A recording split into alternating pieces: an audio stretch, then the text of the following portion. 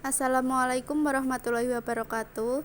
Di sini saya akan mempresentasikan laporan kegiatan PKL kami di RSUD Panembahan Senopati Bantul yang disusun oleh Melina Sri Lestari, Cahyanita Kurniawati, Maretania Lutfi Maharesti, Syifa Naufal Fauzi, dan Indriana.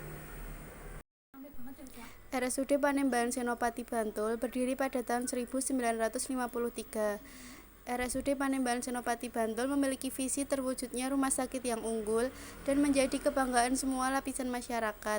Dengan misi memberikan pelayanan prima pada pasien, meningkatkan profesionalisme SDM, dan kerjasama dengan mitra terkait serta memberikan sarana dan prasarana yang berkualitas. RSUD Panembahan Senopati Bantul merupakan pendukung penyelenggaraan pemerintah daerah yang dipimpin oleh seorang direktur yang berkedudukan di bawah dan bertanggung jawab kepada Bupati melalui Sekretaris Daerah. RSUD Panembahan Senopati Bantul beralamat di Jalan Dr. Wahidin Sudirohusodo, Bantul.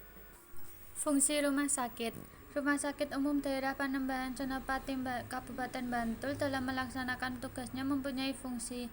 Yang pertama, perumusan kebijakan teknis di bidang pelayanan rumah sakit. Yang kedua, penyelenggaraan urusan pemerintahan dan pelayanan umum di bidang pelayanan rumah sakit. Yang ketiga, pembinaan dan pengendalian pelayanan rumah sakit. Dan yang terakhir, pelaksanaan tugas lain yang diberikan oleh Bupati sesuai dengan tugas dan fungsinya. Tujuan dari rumah sakit: yang pertama, terwujudnya proses pelayanan yang berkualitas; yang kedua, terwujudnya kepercayaan dan kepuasan pelanggan; yang ketiga, terwujudnya karyawan yang produktif dan berkomitmen; yang keempat, proses pelaporan dan akses informasi yang cepat dan akurat; yang kelima, terwujudnya rumah sakit sebagai jejaring pelayanan pendidikan dan penelitian; dan yang terakhir, terwujudnya pelayanan non-fungsional untuk kepuasan pelanggan. Yang selanjutnya yaitu sasaran rumah sakit. Yang pertama, meningkatnya kualitas dan terintegrasikannya proses pelayanan kepada pelanggan. Kedua, meningkatnya kepercayaan dan kepuasan pelanggan. Yang ketiga, meningkatnya pendidikan dan pelatihan karyawan, dan meningkatnya etos atau semangat kerja karyawan. Yang selanjutnya, sistem informasi manajemen rumah sakit yang terintegrasi untuk seluruh unit. Kemudian terlaksananya pelayanan pendidikan dan penelitian bagi institusi dan perorangan.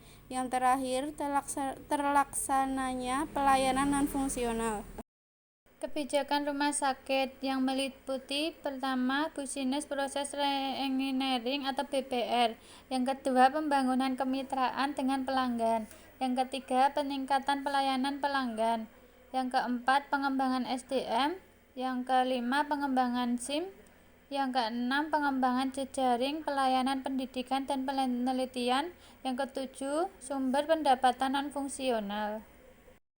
Kegiatan PKL yang ada di Rumah Sakit Panembahan Senopati: yang pertama, satelit rawat jalan bagian bawah. Alur pelayanan resep pada satelit farmasi rawat jalan bagian bawah dimulai dari pasien mengambil nomor antrian dan menyerahkan resep.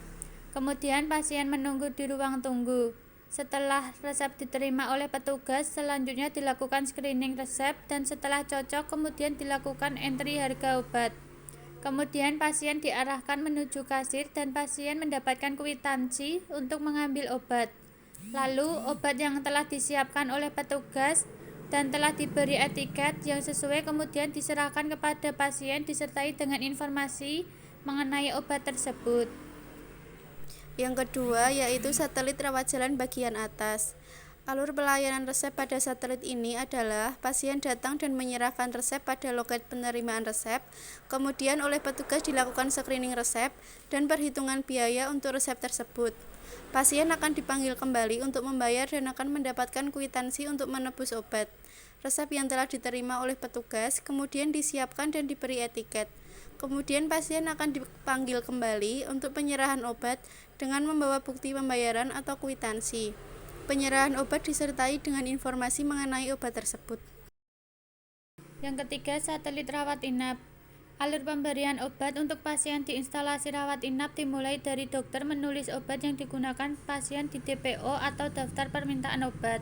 Kemudian apoteker melakukan screening obat yang ditulis oleh dokter dan menulis obat yang digunakan pasien pada kartu pemberian. Tenaga teknis kefarmasian akan menyiapkan dan atau meracik obat yang akan diberikan kepada pasien. Sebelum obat didistribusikan, dilakukan cek ulang oleh apoteker yang meliputi nama obat, jumlah obat, kesesuaian nama pasien, serta etiket untuk memastikan bahwa obat yang diberikan sudah tepat. Obat yang sudah disiapkan dan dicek akan diambil oleh perawat setiap bangsal untuk dimasukkan dalam loker pasien di ruang obat di setiap bangsal. Obat baru diberikan kepada pasien sesuai dengan etiket dan jam di DPO. Yang keempat yaitu satelit IGD. Alur penerimaan resep hingga penyerahan obat di satelit farmasi IGD dimulai dari pasien dari IGD menyerahkan resep, kemudian oleh petugas resep tersebut di-screening dan dihitung harga obat. Kemudian pasien diarahkan menuju kasir untuk melakukan pembayaran. Bukti pembayaran atau kwitansi digunakan untuk menebus obat yang telah disiapkan dan diberi etiket oleh petugas. Sedangkan untuk alur permintaan obat untuk kebutuhan IGD, biasanya sudah disiapkan dalam wadah tersendiri yang memuat beberapa perbekalan farmasi yang sering digunakan di IGD. Yang kelima yaitu satelit IBS. Kegiatan dilakukan di satelit farmasi IBS yaitu menyiapkan obat dan bahan medis habis pakai yang diminta oleh perawat untuk pasien IBS.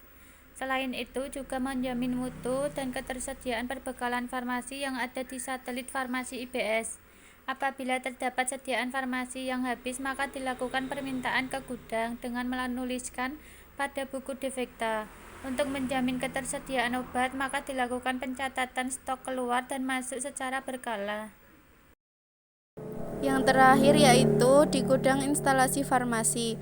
Pengelolaan sediaan farmasi, alat kesehatan, dan bahan medis habis pakai harus dilaksanakan secara multidisiplin, terkoordinir, dan menggunakan proses yang efektif untuk menjamin kendali mutu dan kendali biaya.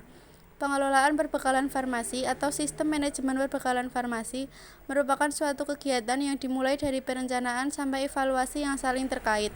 Kegiatannya mencakup perencanaan, pengadaan, penerimaan, penyimpanan, pendistribusian, pelaporan, penghapusan atau pemusnahan, monitoring, dan evaluasi.